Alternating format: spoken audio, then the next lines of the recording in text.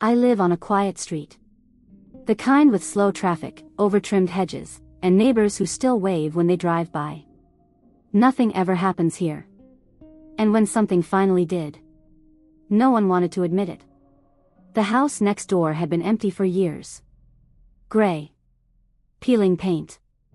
A porch that groaned if you looked at it too long. Kids used to throw rocks at it after school. But mostly, it just sat there, unmoving, forgotten. Until one day, someone bought it. I didn't see a moving truck. No contractors. No real estate signs.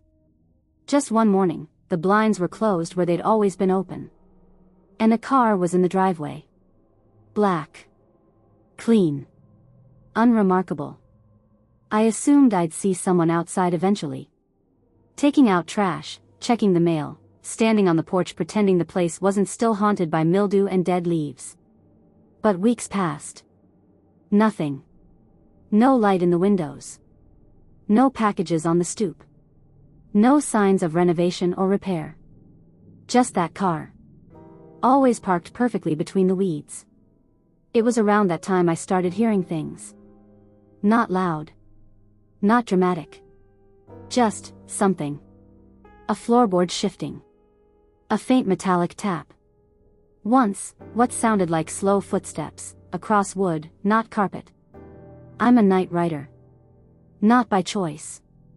By rhythm. I always tell myself I'll fix it. Get on a normal schedule. But something about the dark makes the page feel honest. And in that dark, when I should have been writing, I found myself staring out the window instead.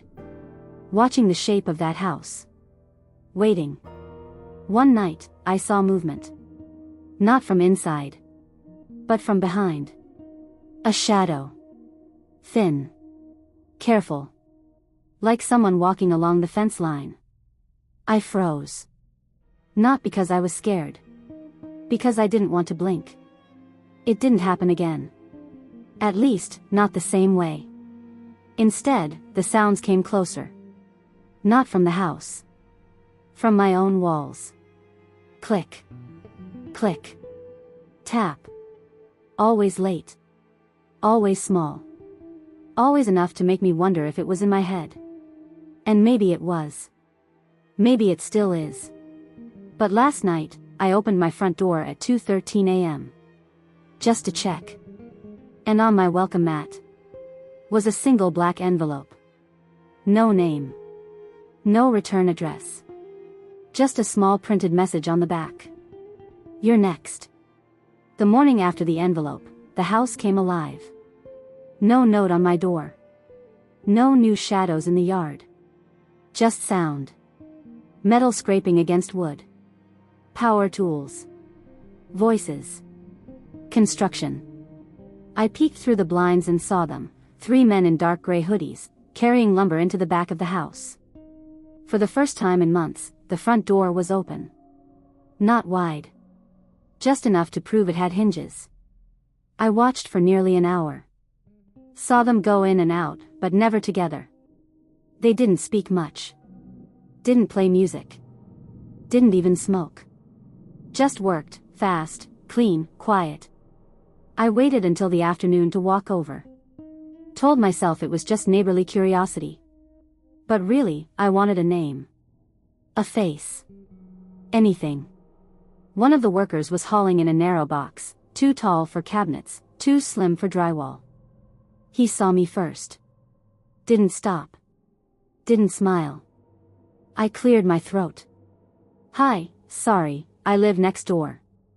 Just wondering, is the new owner around? He didn't look up. He's not usually here. But it's his place, right? Another man came out just then. Older. Gloves. Tool belt. He checks the cameras, he said, wiping sweat from his brow. That's enough. He went back inside. The first man followed. And the door closed. Quiet. Final. That evening, I walked the sidewalk along the side fence. Just to see what they'd done. The house looked almost the same. New wood on the porch. Fresh nails in the trim. Basement window, boarded from the inside. That part stuck with me. Because that window had always been open before. Dirty, but cracked, like the whole house exhaled through it. Now it was sealed. Tightly. Too tightly for air. Too tightly for sound. I told myself it was normal. That some people value privacy. Some owners just like to control the details. But when I turned to head home, I caught something out of the corner of my eye. A dark stain on the driveway. Long, almost brushed in. As if something heavy had been dragged. And cleaned. But not quite forgotten. The next morning, there was a box on my porch. No label. No card. Just a simple, dark ribbon around a pale wooden lid. I didn't bring it inside. I opened it where I stood. Half-dressed, barefoot, still carrying the weight of last night's questions. Inside. A single white flower. Fresh. Delicate. And a folded note. You look better in quiet places. No name. No handwriting, just clean printed type, like the message on the envelope. I didn't call anyone. Didn't text my sister. Didn't even mention it in my journal. Because part of me, the part that always wants logic, still hoped this was just neighborhood weirdness. That night, I stayed off my laptop. Tried to read. Tried to cook. Tried to exist without staring at a house that wouldn't stare back. But at 10:47 p.m., something clinked against my door. Not a knock. A sound like glass lightly tapping wood.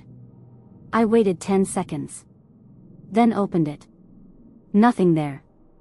Except a small bottle, dark green, vintage looking. Perfume? I picked it up. Turned it in my hand. The label was old, faded.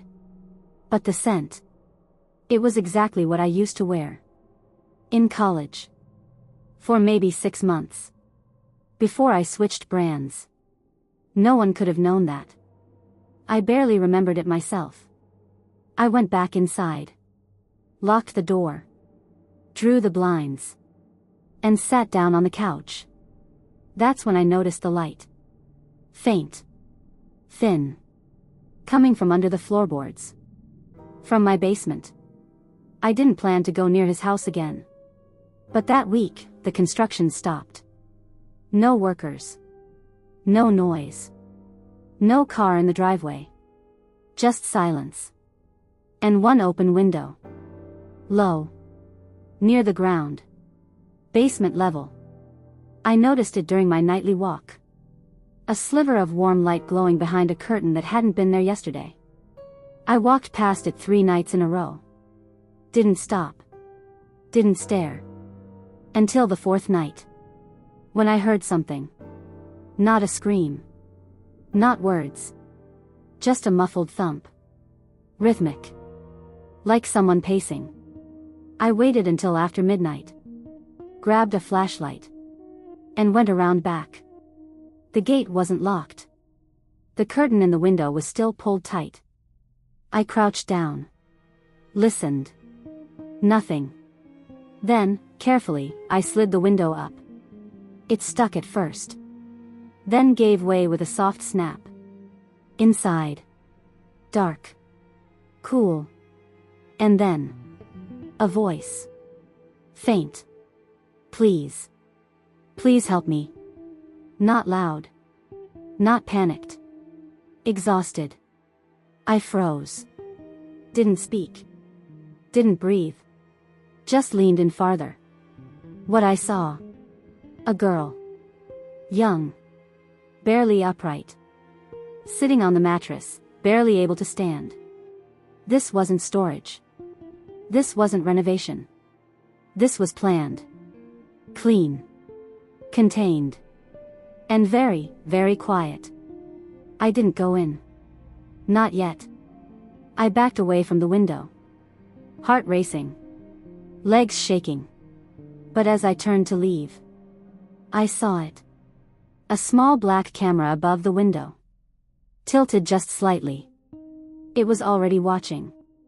I didn't sleep. Not after what I saw through that window. I didn't go back downstairs. Didn't touch the lights.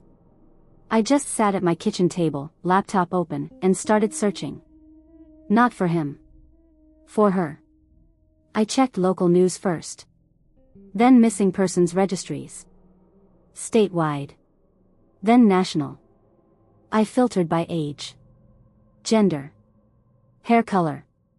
Nothing. No one matched her exactly. No girl who looked like the one sitting on a mattress behind a sealed basement wall. But then I widened the search. Dropped the location filter. That's when I saw her. Not an exact match. But close. The kind of close that makes your stomach turn. Like a photo taken before everything changed.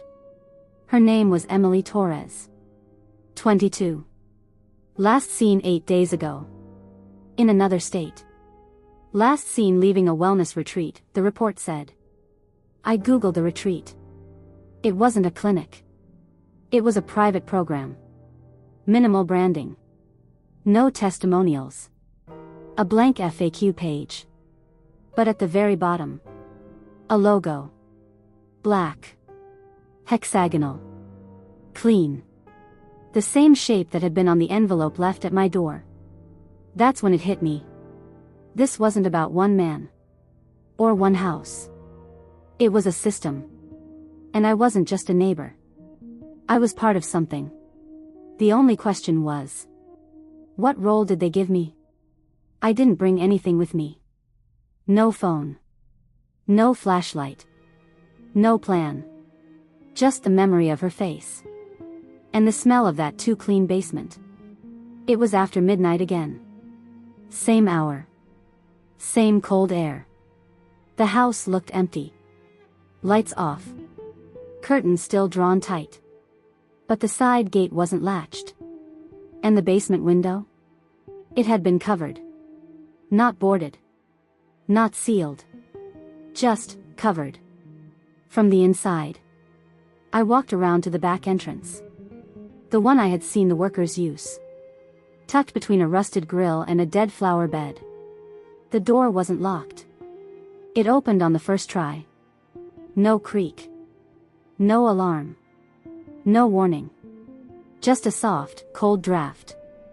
And stairs leading down. This wasn't trespassing anymore. It felt like I was expected. I took each step slowly.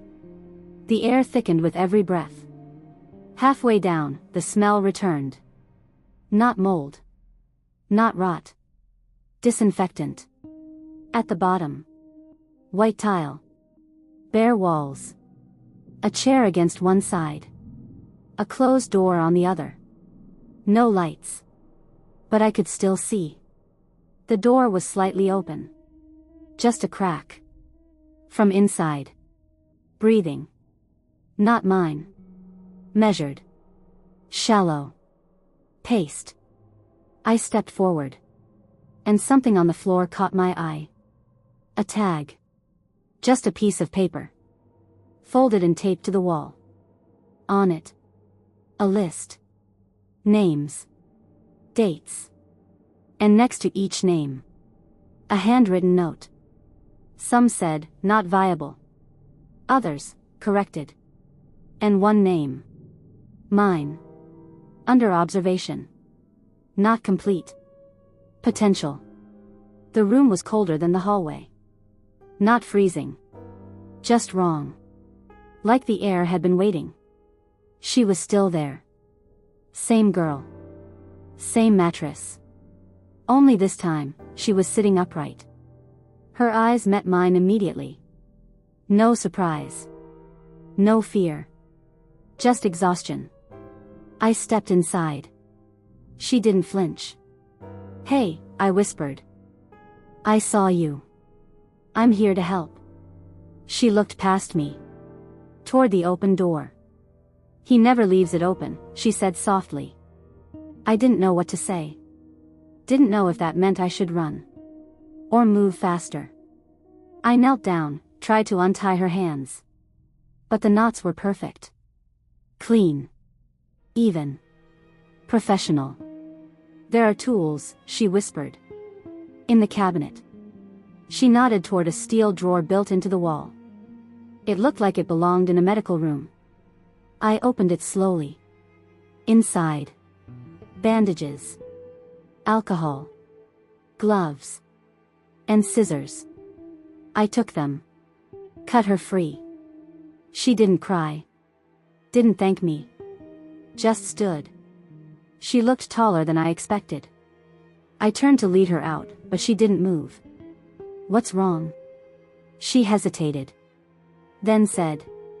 He said you'd come. My chest tightened. What? He said it wouldn't take long. That they'd be careful. Curious. Helpful.